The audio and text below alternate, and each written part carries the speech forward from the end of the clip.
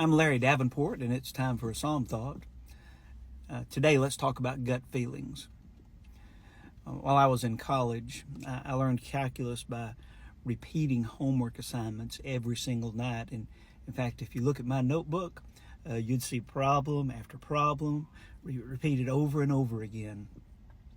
One of the professors that I had, he was a triple doctorate.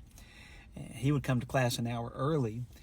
That was what he called his office hours, and several of the students would gather together in that classroom. We'd group our desk around the board, and he would work problem after problem after problem from our homework assignments, and it was a great way to learn math. Well, then I had another calculus teacher. Now, this teacher had a little different philosophy.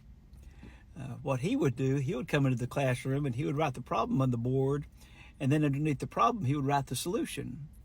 And he would keep going with this entire process. Problem, solution, problem, solution, problem, solution. Well, this wasn't the way we had learned. He would never show the work that goes between the problem and the answer. And that's pretty necessary, at least in my book, because if you look at my homework pages, some of the pages for calculus problems, they would have taken an entire page in order to get from the problem to the answer.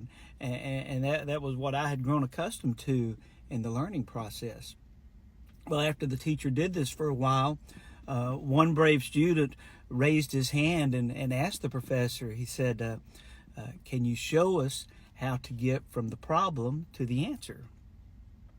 The teacher stopped and he looked at the student, looked at the board, looked back to the student and said, you just have to have a gut feeling.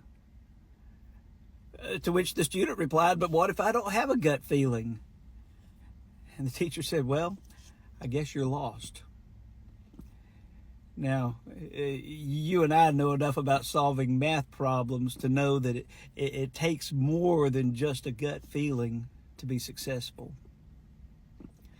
But you know, I hear about people that take that very approach in their spiritual lives. They trust their gut feelings. They trust their intuition. They insist on following their heart. And I'm sure there's a place for gut feelings, but we need to be guided by more than just feelings in this life, don't we? Simply listening to what you feel on the inside can be dangerous, especially in a spiritual walk. I've heard the phrase spoken before, well, I just know in my heart of hearts that what I'm doing is right. And somehow just saying that phrase, it somehow eases the conscience. But simply believing something is right does not necessarily make it so.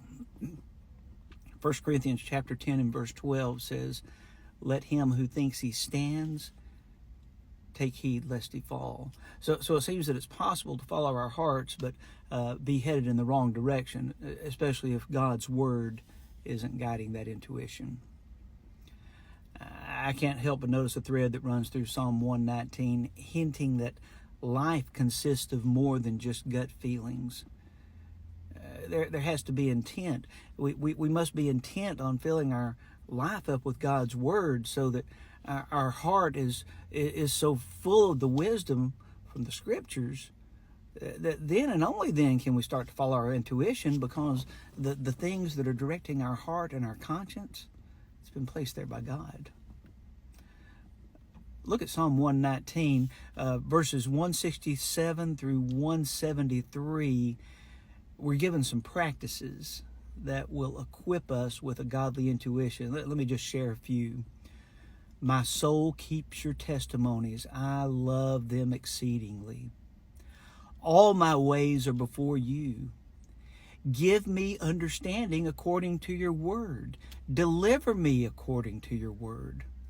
My lips pour forth praise.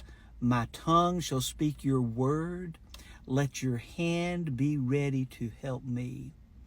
You see, if your intuition is being fueled by God's word, then by all means, follow your intuition, follow your heart, trust your gut. I want to go to heaven, and I know you do too.